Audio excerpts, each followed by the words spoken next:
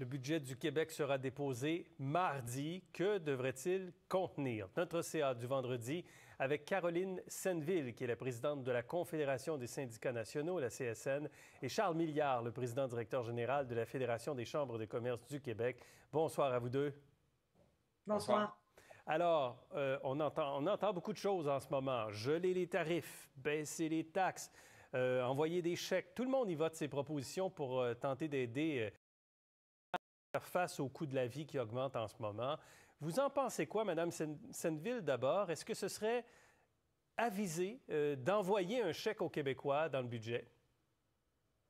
En tout cas, plus que de baisser les impôts, je vous dirais qu'il y a des choses peut-être à faire avant. On a une demande, nous, d'augmenter le salaire minimum à 18 de l'heure. L'inflation qu'on connaît a un impact vraiment sur les gagnes petits. Donc, c'est important, je pense, que la première source de revenus quand on travaille soit le travail. Puis oui, ben s'il y a des gens qu'on doit aider, ben qu'on cible les gens qui demandent d'être aidés, parce que les baisses d'impôts, ben c'est les gens qui payent beaucoup d'impôts, les gens qui ont les moyens, qui en profitent. Donc, c'est mieux d'aider les gagnes petits. La remise d'argent, quand M. Legault dit remise d'argent, chèque là, dans le budget, vous êtes d'accord avec ça, Mme Senneville? On n'est pas contre. On n'est pas nécessairement d'accord. Mais il y a bien d'autres choses à faire avec l'argent, disons, mais... D'accord, je comprends votre nuance. Monsieur Milliard, là-dessus. Bien, clairement, ça va être un budget qui va viser, qui va avoir un focus sur les particuliers beaucoup plus que sur les entreprises ou les collectivités. Je pense que tout le monde s'entend là-dessus. De notre côté, personnellement, moi, je pense que c'est pas une vilaine idée d'avoir un support direct tel qu'il est annoncé un peu là, déjà à l'avance par M. Legault, parce que la crise inflationniste actuelle, elle est due à une baisse de l'offre et non à une augmentation de la demande. Donc, ce n'est pas les consommateurs qui ont des comportements erratiques ou exagérés, c'est vraiment parce qu'on a un problème avec l'offre. Alors, une des bonnes façons, ce serait d'aider concrètement par un support direct parce que geler les tarifs, j'entendais M. Girard au début de votre émission, je suis assez d'accord qu'on finit toujours par avoir un rattrapage à faire ensuite et que lisser ça, c'est probablement la meilleure solution. OK. Le Parti québécois a interpellé d'ailleurs le ministre ce matin pour lui demander notamment de soutenir les PME, réduire les charges des entrepreneurs. Est-ce que pour vous, Charles Milliard, ça demeure la meilleure façon d'aider les entreprises?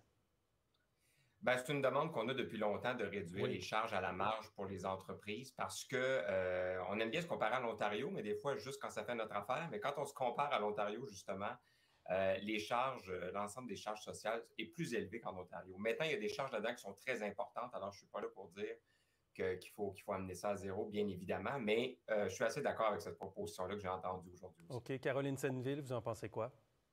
Non, pas une bonne idée, je vous dirais, parce que d'abord, on est en pénurie d'emplois, donc ça prend des emplois attractifs. Et pour ça, ben il faut que les entreprises soient des bons citoyens corporatifs. Mais ça ne veut pas dire qu'il ne faut pas aider les entreprises qui ont besoin d'aide par ailleurs. On peut cibler, on sort d'une pandémie, il y a des entreprises qui l'ont eu difficile et on n'est pas contre du tout là une approche pour aider les entreprises en difficulté, surtout dans un contexte comme on connaît présentement ou comme on l'a connu. Mais des baisses de charges sociales pour l'ensemble des employeurs, non. Moi, je pense que on peut, il faut que les employeurs donnent des salaires compétitifs, des conditions de travail compétitives. Ça fait partie d'une économie saine aussi.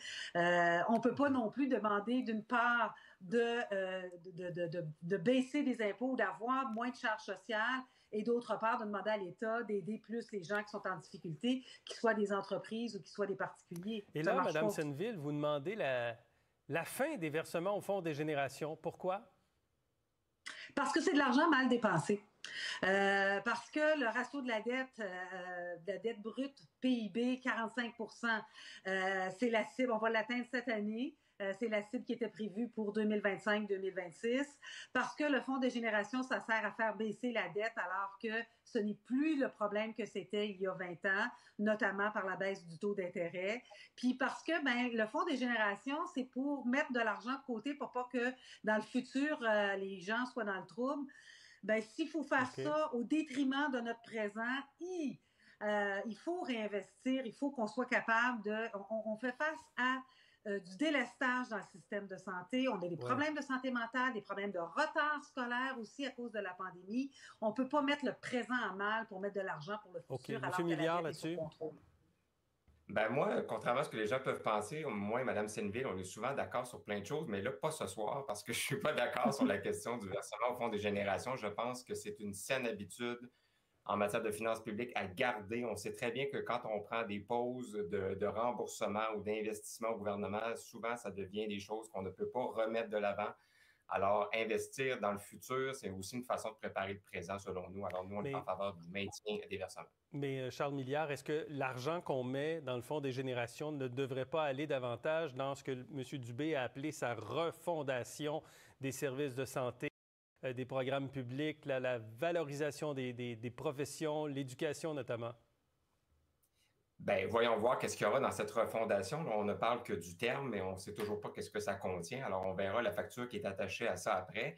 Mais globalement, il faut se rappeler là, que les finances du Québec sont quand même assez enviables en ce moment. Quand on Oui. regarde sur la moyenne d'OCDE, le ratio dette-PIB est intéressant. Alors, je ne suis pas là pour dire que c'est la maison ouverte et qu'on peut dépenser à tout vent, mais on est dans une situation où je pense qu'on peut supporter directement les Québécois pour la crise actuelle tout en maintenant des saines finances publiques, parce que le crédit mondial, s'il y a quelque chose sur lequel on s'entend tous, c'est que ça va se resserrer dans les prochaines années. Alors, on a besoin de garder cette bonne Alors, cote-là aussi. il y a l'enjeu, bien sûr, du déficit, puis on voit le déficit quand même fondre pas mal. Là, on l'a vu dans la mise à jour, puis la situation économique est quand même positive. Donc, on imagine que la situation, comme vous le dites, Charles Milliard, est quand même relativement viable pour le gouvernement.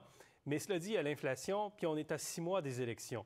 Alors, Mme Senneville, est-ce que vous pensez que la refondation dont parle M. Dubé sera détaillée mardi prochain dans le budget? En tout cas, est-ce que c'est votre attente? On verra. Je dirais que notre attente, c'est surtout des investissements. Puis on va se le dire, le Québec a frôlé la désastre économique parce qu'il y avait 300 personnes en soins intensifs, parce qu'il y avait 2000 personnes hospitalisées. Il ne faut plus que ça se reproduise, ça. Oui. Donc, pour que ça ne se reproduise plus, ben, il faut investir là où ça compte. Il faut investir notamment dans les services publics. Il faut investir dans les infrastructures vertes. Parce qu'on n'a pas les moyens que l'économie prenne une pause comme ça, Mais parce que est-ce on qu'on a a, est-ce qu'on a les moyens, puis je fais référence au mémoire qui a été présenté par les syndicats cet hiver, de prôner l'élimination maintenant de la sous-traitance dans les réseaux de la santé? On ne sait pas, il peut y avoir une sixième vague là, qui déferle. Est-ce que c'est réaliste de demander maintenant qu'on se passe rapidement des agences de placement? ben, c'est le souhait du ministre de la Santé, je peux vous dire, le plus rapidement possible. La sous-traitance nous coûte, c'est une façon d'économiser de l'argent. La sous-traitance nous coûte plus cher, puis il nous coûte plus cher aussi en efficacité parce que les gens qui arrivent, ils sont bardassés d'un endroit à l'autre, ils ne sont pas intégrés dans les équipes de travail et ça nous coûte aussi, je vous dirais, en termes d'efficacité de travail. Oui, c'est quelque chose qui est vraiment souhaitable dès que possible. Et pour ça, ben, effectivement, ça prend des investissements et ça prend une vue d'ensemble du secteur de la Charles santé. Milliard sur ça? Ben, en fait, je pense que quand on regarde les agences de placement, tout ça, c'est des solutions temporaires, ça fait rarement de bonnes solutions à long terme. Donc, je suis d'accord avec ça. Maintenant, pour répondre à votre question, M. Filion, je ne crois pas qu'on va avoir les détails de ça mardi. Ça va faire l'objet d'une annonce en soi. On verra s'il y a des sommes qui sont réservées à ça, mais attendons de voir le détail avant de Oui. questionner. Mais de toute évidence, ça va être un des grands enjeux de la prochaine campagne Je électorale. suis désolé d'avoir beaucoup d'attentes pour un document de 600 pages quand même. Le budget, c'est probablement le plus gros document de la saison. Charles Milliard, en terminant, le réchauffement climatique dans tout ça, on dirait qu'on n'en parle pas beaucoup, là, mais est-ce que vous avez des attentes par rapport à l'environnement, la question du réchauffement climatique dans le budget? Ça va être intéressant de voir si, justement, les sommes qui ont été annoncées dans les précédents budgets pour le plan d'économie verte vont perdurer parce que moi, je pense que les entreprises, contrairement à ce que certains pensent, sont prêtes à faire cette transition-là. On fait en ce moment une tournée, nous, pour faire la valorisation, entre autres, de l'économie circulaire. On a des records de participation. Les PME veulent s'impliquer, mais Oui. veulent comprendre comment le gouvernement peut les aider là-dedans en termes de connaissances, de compétences, et ensuite en termes de Il y a, soutien financier. Mais on il y a leur de parle l'argent à dans le faire fond aussi. vert, là. Ouais. Voilà. Ah, c'est ça, exactement. Caroline Senneville, un mot là-dessus en terminant? Ben, il n'y a pas d'emploi sur une planète morte. Donc, puis le GIEC nous a dit qu'on faudrait déjà penser à mettre des pansements sur les malheurs qui vont nous arriver d'un point de vue environnemental. Donc, il faut vraiment s'assurer d'une transition verte, d'une transition juste en impliquant les travailleurs. Puis ça, c'est un point, je pense, avec Bien. lequel M. Milliard et moi sommes d'accord. Bon, voilà, c'est Voilà. comme ça qu'on termine tout cela. Merci Charles Milliard, merci Caroline Senneville. Merci, Merci, au à revoir. bientôt. Après la pause, comment faire face à la